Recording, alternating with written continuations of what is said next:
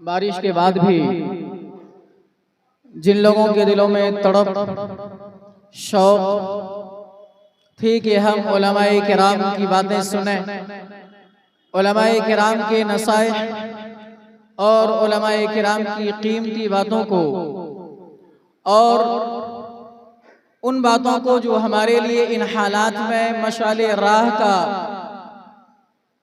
ہمارے لیے مشعل راہ بنے، تو الحمدللہ بارش کے بعد بھی ہمارے سامنے بہت سارے حضرات بیٹھے ہیں اور السلام علیکم ورحمۃ اللہ وبرکاتہ۔ دوستو، امید ہے کہ آپ سب بخیر ہوں گے۔ چلیے آج کا ویڈیو شروع کرنے سے پہلے آپ سے چھوٹی سی درخواست ہے کہ آپ چینل کو ضرور سبسکرائب کریں، لائک اور شیئر کریں۔ چلیے آپ کا وقت ضائع کرنے سے پہلے بہتر ہے کہ ویڈیو شروع کیا جائے۔ میں ان حضرات سے بھی درخواست کروں گا جو حضرات کھانے سے فارغ ہو گئے ہیں اور ادھر ادھر باہر صحن میں کھڑے ہیں، آپ حضرات بھی اندر تشریف لے آئیں۔ اسی طرح مدرسے کے گراؤنڈ سے باہر سڑک کی طرف بھی ایک بہت بڑی تعداد اور لوگوں کی ایک بھیڑ موجود ہے۔ اگر آپ تمام لوگ جلسہ سننے کی نیت سے آئے تھے اور اب بھی جلسہ سننے کی نیت ہے تو مسجد کے اندر جلسہ ہو رہا ہے، علماء کرام موجود ہیں، بزرگان دین موجود ہیں، آپ برائے کرم اندر تشریف لے آئیں، علماء کے دیدار سے اپنے دل کو منور کریں، علماء کی باتیں سنیں۔ آج کی ہماری اس فہرست میں ایک ایسا خطیب بھی ہے جسے سننے کے لیے لوگ بہت دور دراز کا سفر کر کے آتے ہیں، ماہر لسانیات حضرت مولانا مفتی مشتاق صاحب چترویدی، جو نیپال کے بارڈر کے پاس سے آئے ہیں آج کے اس جلسے میں۔ تو آپ لوگوں کی دلوں میں بھی تڑپ ہے اور آپ کی اسی طرح قاری ظفیر الدین صاحب کی دعوت پر انہوں نے اتنے لمبے مسافت طے کر کے یہاں پر آئے ہیں، اس لیے آپ تمام حضرات سے درخواست ہے کہ آپ ان کے بیان کو سن کر جائیں۔ جو لوگ باہر ہیں وہ اندر تشریف لے آئیں۔ اور اسی طرح جیسا کہ میں نے ابھی کچھ دیر پہلے کہا تھا کہ شعراء کرام کے فہرست میں ایک ایسا شاعر بھی ہے جو کلہیہ زبان میں سماج کی بہت بہترین ترجمانی کرتے ہیں، کلہیہ زبان میں سماج کو ایک بہترین پیغام، بہترین اور خوبصورت لب و لہجے میں دیتے ہیں، وہ بھی ہمارے درمیان اور اسٹیج پر موجود ہیں۔ اس لیے آپ جانے کا بالکل ماحول نہ بنائیں، اطمینان، وقار اور متانت کے ساتھ بیٹھیں، اور یہ پروگرام زیادہ لمبا نہیں ہوگا، انشاءاللہ اختصار در اختصار کے ساتھ یہ پروگرام دعاؤں پر اختتام ہوگا۔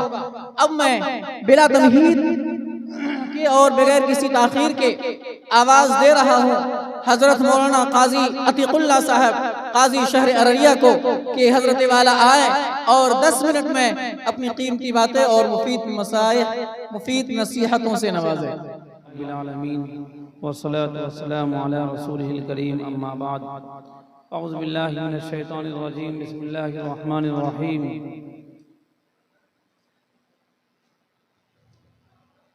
لن تنالوا البر حتى تنفقوا مما تحبون وما تنفقوا من شيء فإن الله به عليم، صدق الله العظيم۔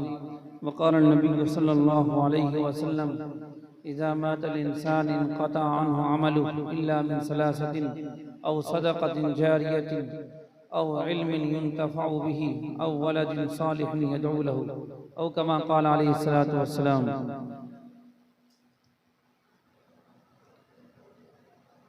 حضرات گرامی، میرے دین بھائیوں، بزرگوں اور نوجوانوں، آپ تمام حضرات بڑی دیر سے علماء کرام و مفتیان اعظام کے بیانات سے مستفید ہو رہے تھے۔ اللہ تعالیٰ کی طرف سے ایک رحمت کی بارش ہوئی، گرمی بھی آج شدید تھی، تمام لوگ ٹھنڈک بھی چاہ رہے تھے، تو اس بارش کی وجہ کر موسم بھی ٹھنڈا ہو گیا الحمدللہ، گرچہ پروگرام کی جگہ تبدیل ہو گئی، پہلے وہاں پروگرام تھا، اب ہم لوگ آ گئے ہیں اللہ کے گھر میں یعنی مسجد میں آ گئے۔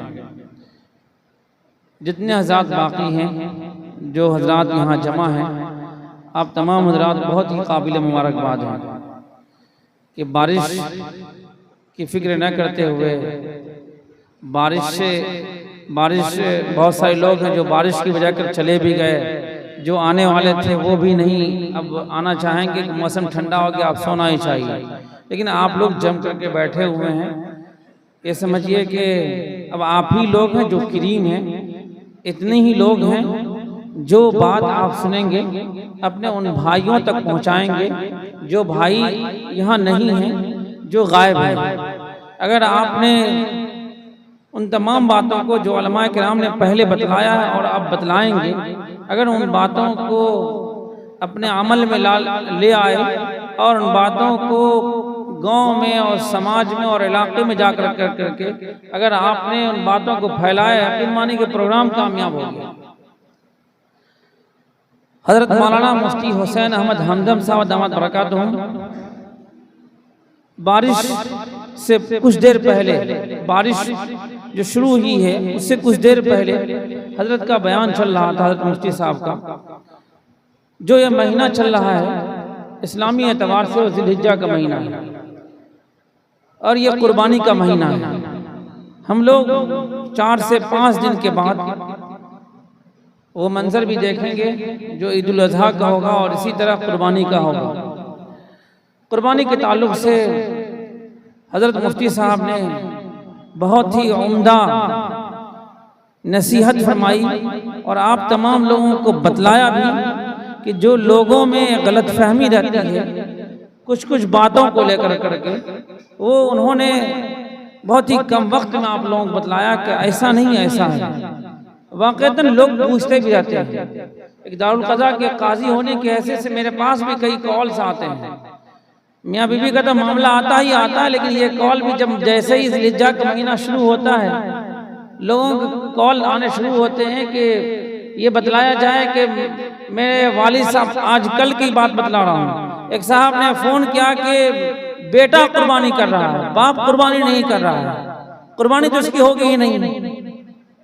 اس کی وضاحت مفتی صاحب نے کی ہے کہ قربانی کا معاملہ باپ بیٹے کے رشتے کے تعلق سے نہیں ہے، بھائی بہن کا معاملہ نہیں ہے، یہ ایک شریعت نے جو متعین کیا ہے، جو اصول دیا ہے، اس اصول کے مطابق اگر صاحب نصاب ہیں، جو مفتی صاحب نے بتلایا بھی کہ 612 گرام چاندی یا 87.5 گرام سونا، اس کی مقدار اگر آپ کے پاس روپیہ ہے یا سونا چاندی ہے، اس 3 دن کے ایام میں، ایسا نہیں کہ اس پر سال گزرنا ہے زکوٰۃ کی طرح، بلکہ اس 3 دن کے ایام میں اگر آپ کے پاس اتنا مال آ گیا آپ کے اوپر قربانی واجب ہے۔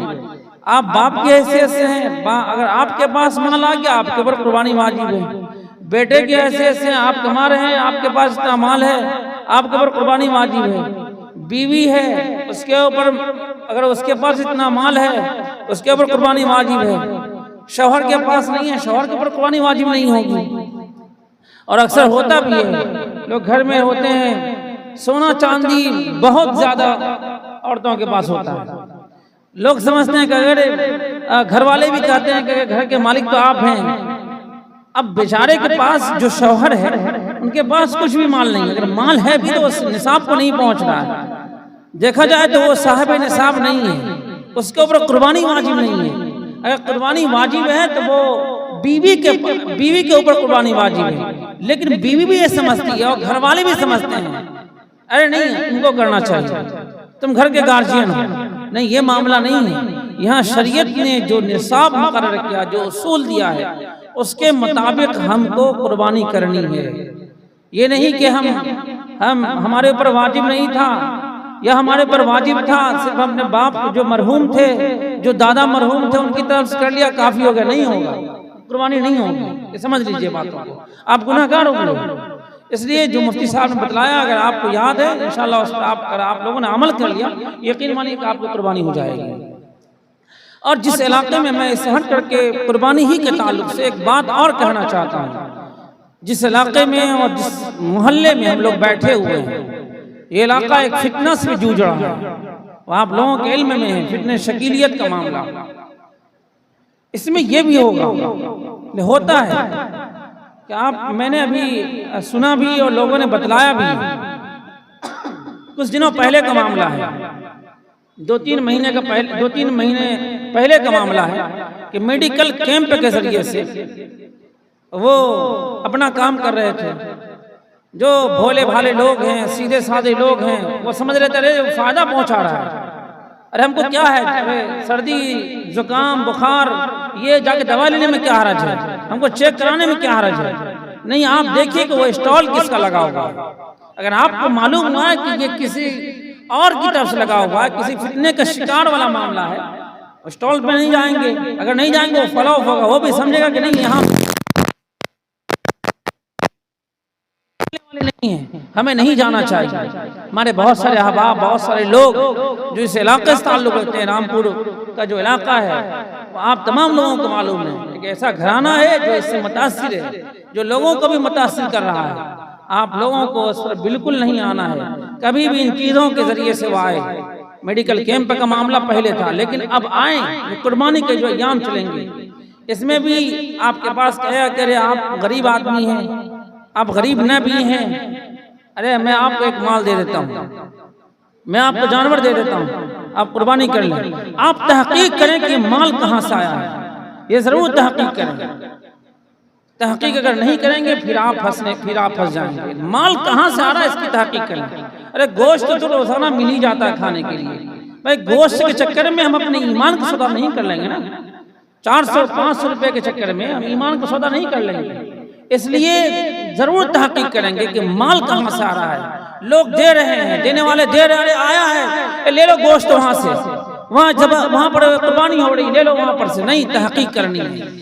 تحقیق اگر کر لیں گے، یقین مانیے کہ اگر آپ کے اندر لقمہ جا رہا ہے وہ کسی غلط آدمی کی طرف سے جو کافر ہے، جس کا حکم لگا. ایک تو یہ کہ جو ہمارے ہندو بھائی رہتے ہیں ہمارے سماج میں، ہمارے معاشرے میں، اگر وہ ہمیں گوشت دے رہا اس کا معاملہ کوئی یہ نہیں ہے. لیکن جو لوگ یہ دعویٰ کر رہے ہیں، جو شکیلیت کا جو دعویٰ کر رہے ہیں، جو شکیلیت لوگ ہیں، جو مسیحی ہونے کا دعویٰ کر رہے ہیں، جو کہہ رہے ہیں کہ نہیں میرے اوپر یقین کر لو، میں فلاں کا مرزا غلام محمد قادیانی کا، میں اس کا یہ کر رہا ہوں اور یہ ہے دین. نہیں، آپ کو تحقیق کرنی، فوری طور سے کسی مفتی صاحب کو فون لگانا ہے، کسی مفتی صاحب سے معلوم کرنا یہ جو بندہ کہہ رہا ہے یہ صحیح ہے یا غلط ہے. میں نے اس سے پہلے بھی جامع مسجد میں، رامپور کی جامع مسجد میں بیان کیا تھا. میں نے کہا تھا اگر ایسے لوگ اگر آپ کی مسجد میں بھی آتے ہیں، وہ بات نہیں مان رہا، آپ کو واضح معلوم چل چکا ہے کہ یہ اس کی تبلیغ کر رہا ہے، آپ اس کا بائیکاٹ کیجیے. آپ اس کو اپنی مسجد میں نہیں آنے دیجیے، یہاں تک کہ آپ اس کا سماجی بائیکاٹ کیجیے. بھائی معاملہ شریعت کا معاملہ ہے، سیدھے وہ اس کا جو حکم ہے وہ کفر کا اس کے اوپر فتویٰ ہے، کوئی دو رائے نہیں ہے اس میں. کفر کا فتویٰ اس کے اوپر ہے، ہم کیوں اس کے نرغے میں جائیں گے. وہ بہلا رہا ہے، پھسلا رہا ہے، اس کے ذریعے سے وہ عوام کو گمراہ کر رہا ہے. اس لیے ہم آپ تمام حضرات سے گزارش کریں گے کہ قربانی کے جو ایام آ رہے ہیں اس میں آپ چوکنا رہیں، دیکھیں کہاں سے کیا آ رہا ہے، نہیں آ رہا ہے. اگر آپ کے پاس قربانی کے لیے اگر آپ کو واقعی لگتا ہے ثواب بھی مجھے کمانا ہے، ثواب بھی ہمیں چاہیے، تو آپ کو جو روپیہ لگ رہا ہے وہ زیادہ نہیں لگ رہا ہے.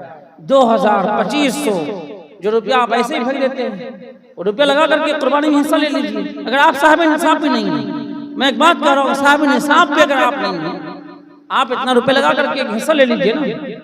انشاءاللہ دونوں چیز حاصل ہو جائے گی، ثواب بھی حاصل ہوگا اور گوشت بھی حاصل ہو جائے گا. لیکن اصل مقصد تقویٰ ہے. انشاءاللہ اگر آپ ثواب کی نیت سے کریں گے، یقین مانیے کہ وہ آپ گوشت بھی نہ کھائے، اتنا گوشت ملے گا کہ آپ کھا بھی نہ پائیں گے. ان تمام چیزوں کا دھیان رکھنا ہے کہ ہمیں چوکنا بھی رہنا ہے کہ جو لوگ گھوم رہے ہیں اور ادھر ادھر سے اور آپ کے ایمان پر، آپ کے بچوں اور آپ کی نسلوں کے ایمان پر حملہ کر رہے ہیں اور یہ نسلوں کے ایمان کو چھیننا چاہتے ہیں، چوکنا رہنا ہے. اور جس ادارے میں یہ پروگرام ہو رہا ہے جامعہ سبیل الرشاد اور اس کے ناظم جناب قاری ظفیر الدین صاحب، میں انہیں بہت بہت مبارکباد پیش کرتا ہوں. اور میں آپ تمام حضرات سے گزارش کرتا ہوں کہ آپ تمام حضرات اس ادارے کی ترقی میں آپ لگ جائیں جس طرح سے بھی آپ کا تعاون ہو جائے، چاہے جس طرح سے بھی ہو، چاہے آپ کی محنت کے ذریعے سے ہو، پیسے کے ذریعے سے ہو، جس طرح سے آواز دیں قاری ظفیر الدین صاحب، آپ ان کی آواز پر لبیک کہتے ہوئے اس کے لیے کھڑے ہو جائیں۔ یہ ادارہ اگر مضبوط ہو گیا، یہاں آپ کے بچے پڑھیں گے، یہاں آپ کے بچوں کو دینی تعلیم سے آراستہ کیا جائے گا، یقین مانی وہ بچے کبھی بھی بھٹک نہیں سکتے ہیں۔ اللہ تعالی ہم سب کو عمل کی توفیق عطا فرمائے۔ وآخر دعوانا الحمدللہ رب العالمین۔